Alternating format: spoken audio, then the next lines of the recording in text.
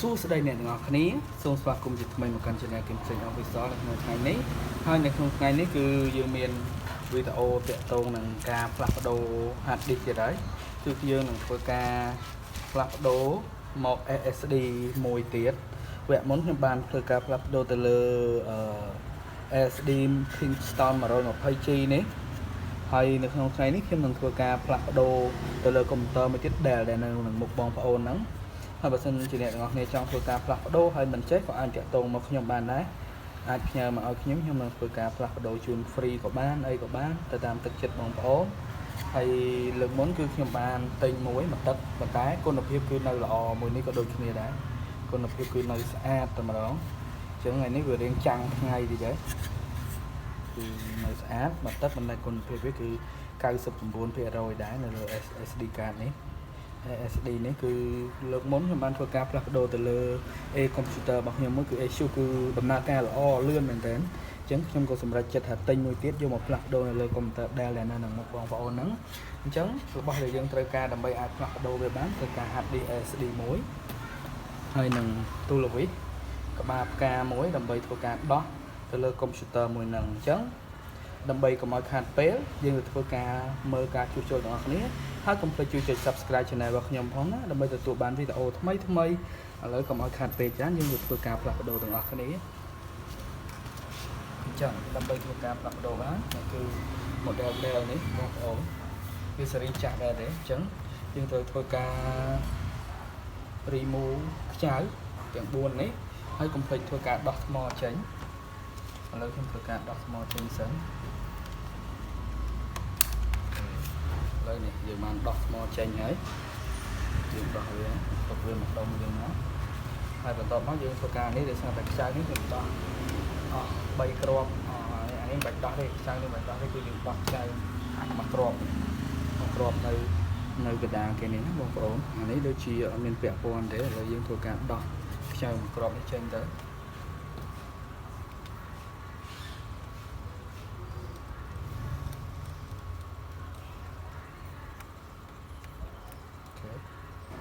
វាបានហើយបន្ទាប់មកទៀតគឺយើងធ្វើការឆ្កឹះគឺខ្ញុំរងចាំបន្តិចហើយសូមរងចាំបន្តិចយើងត្រូវការបោះជំនួយ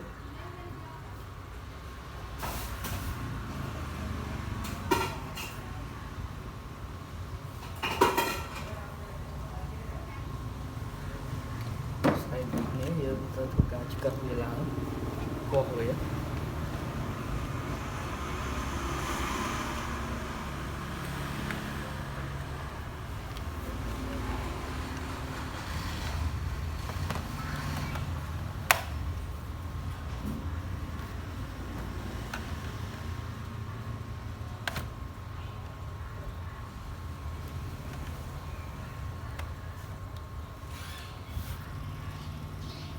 ឆ្កឹះពីក្រោមមកមុនគឺត្រូវធ្វើការឆ្កឹះពីក្រោមនេះមកមុនទៅអាចបាននេះទៅហើយគឺយើងទាញចេញបែបហ្នឹងនេះគឺជា hard disk ដែលយើងត្រូវធ្វើការផ្លាស់ប្ដូរអ្នកទាំងអស់គ្នាជា hard disk ធម្មតាដែលយើងធ្វើការផ្លាស់ប្ដូរដាក់ SSD ហើយខាងនេះគឺ RAM នេះយើងមាន RAM កន្លែង RAM 2យើងអាចបន្ថែម RAM បាន2ចឹងឥឡូវខ្ញុំនឹងធ្វើការដោះ RAM នេះជូតសិនហើយចង់ធ្វើការផ្លាស់ប្ដូរទៅលើ hard disk នេះមួយនេះ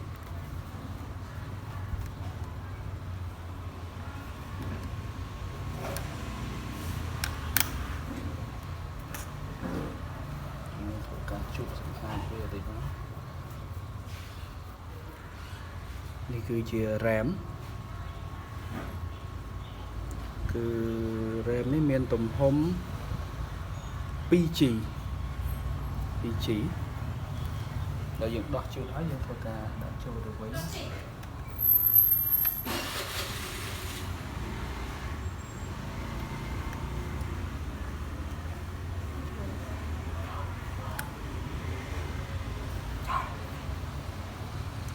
ើយយើងធ្វើការដោះមួយទៀត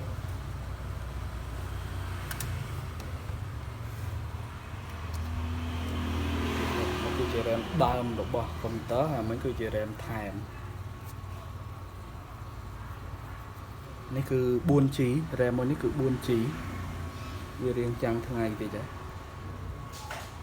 ជួបហើយយកទៅកាន់ចូលទៅវិញ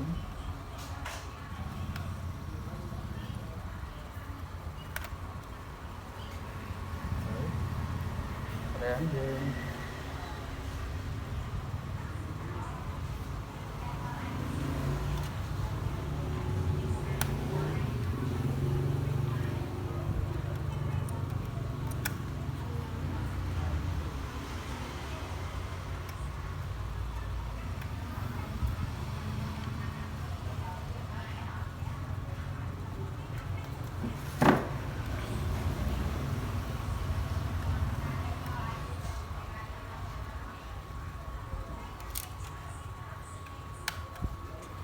rồi về sụp á,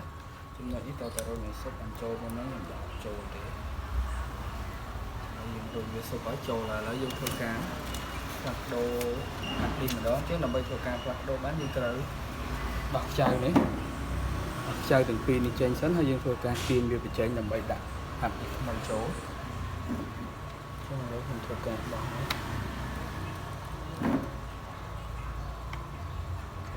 chơi nhé.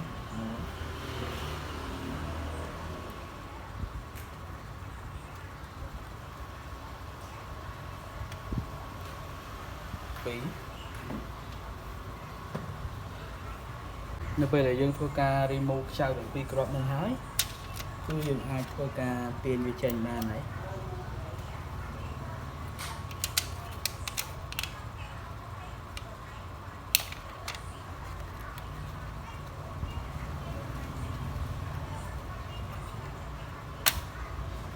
cái trăm mình tức ok lâu dương thua ca mình to là mình đo hạt đi chặt đá này rơi vô tay mối mà rồi nhà chụp mình những dương tiền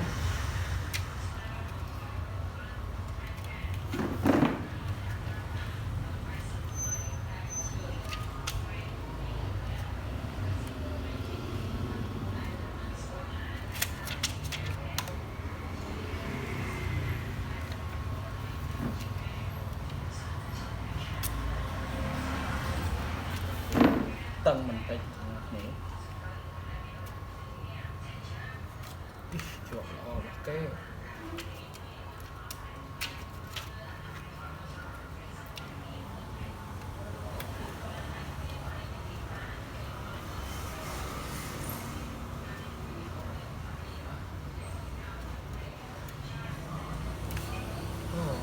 tâm kết là gì nhầm sờ lom á chỉ dương trời mua chai này show bên sân á ra chụp nuôi đấy rồi dương thua cả pra chụp nuôi á đồ mày ngay xuống không cạn đó một bên nó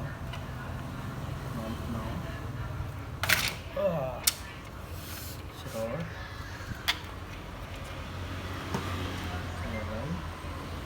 mình số dương có ca mua về cho tụi mình sẵn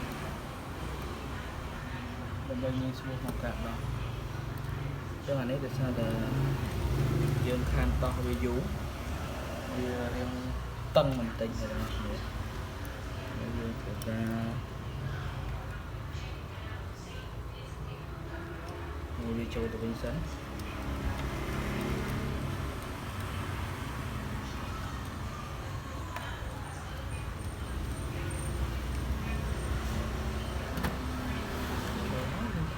tiền ở đâu tiền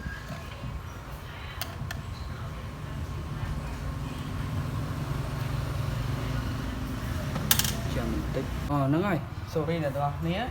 tam bất premium chai mà trộn nó nông này dương có thua càng đó chai môi nâng sân tôi tùy nó mình dương được mỡ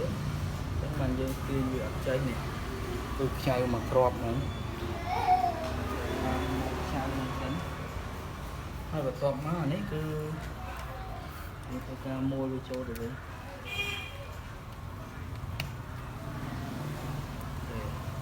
hai vật trộn má tôi dương tôi cả đỏ rồi nè bất cứ bạn năng sạch là dương đỏ đi trên mau ba này นี่คือជា hard disk របស់យើង hard disk ដើមនេះវាមានខ្ចៅមួយគ្រាប់ទៀតនៅខាងលើនេះមិញយើងបានដឹងតែពីនេះយើងដោះតាមក្រោយបានទេដើម្បី install វាទៅជាមួយនឹង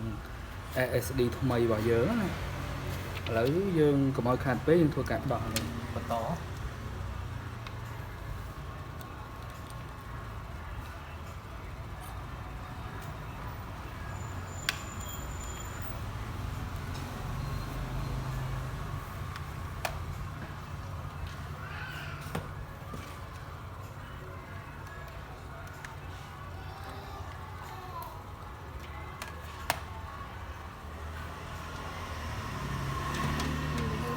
ដោះហើយយើងដោះស្ទះវាចេញមកចឹងមកដើម្បី install វាមកកាន់ណានេះថ្មីចេះដើម្បី install មកកាន់ hard disk SSD របស់យើងគឺយើងមួលចំណុចនឹងវាចូលវិញមកយើងដោះពីអាចារ្យយើងមួលចូលវិញមក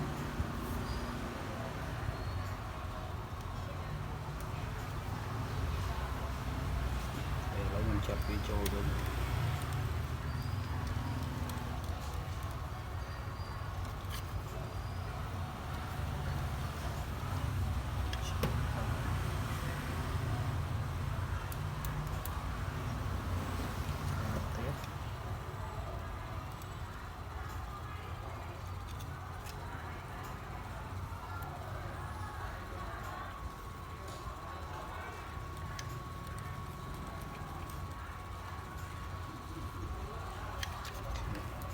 mua cái này ở trên được tầng đây mà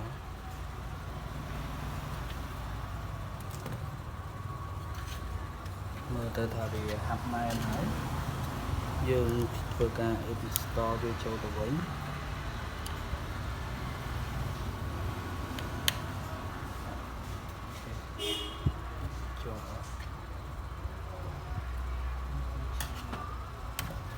sơ này lọ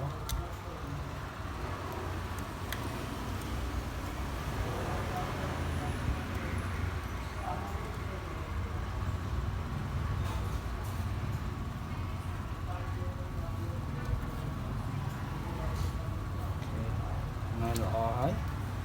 យើងធ្វើការរឹតវាឲ្យជាប់ខ្ចីហ្នឹងដើម្បីកុំឲ្យពេលយើងរ៉ាន់ទៅវាអង្គើទៅវាអាចធ្វើឲ្យមានបញ្ហាដែលយើងមួលវាបានប៉ុណ្ណឹងជាប់ហើយយើងធ្វើការ install ទៅវិញណាហើយយើងធ្វើការ set up Windows ហើយការ set up Windows យើងត្រូវមាន flash មួយដែលមាន Windows ស្រាប់នេះគឺជាចាស់ hard disk ចាស់អ្នកនរគ្នាវារៀងពិបាកមើលតិចទេđi cha bên nơi xa thế rồi khi mình thua ca để xa về tốt rồi ca ấy giờ ai cho thì vô tình mình lấy chặt chặt vào vô một bên bán rồi còn không nóng thôi dương chập đã install hard disk SSD chỗ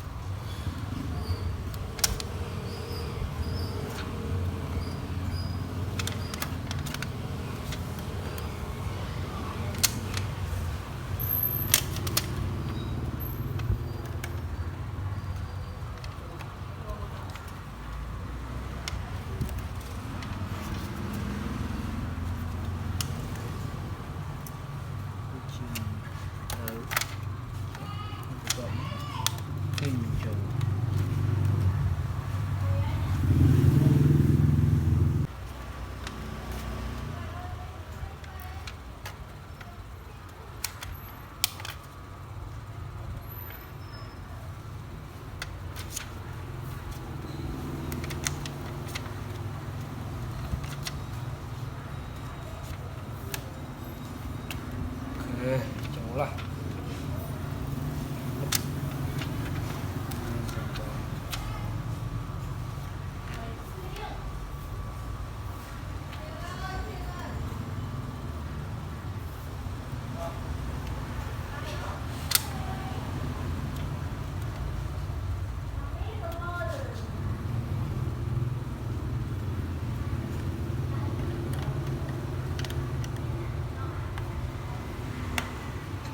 ពេលដែលយើងរឹងចូលដល់ហើយយើងធ្វើការ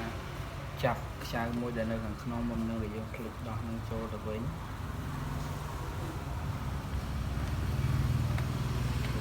ចាប់វាចូលទៅវិញ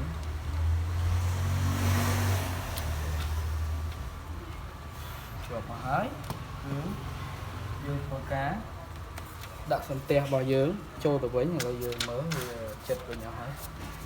យើងទៅបើដាក់វាដើម្បីធ្វើការ set up Windows ថាវាលឿនកម្រិតណាអ្នកទាំងអស់គ្នានេះគឺជាការ install នៅកាន់ Dell 3121អ្នកទាំងអស់គ្នា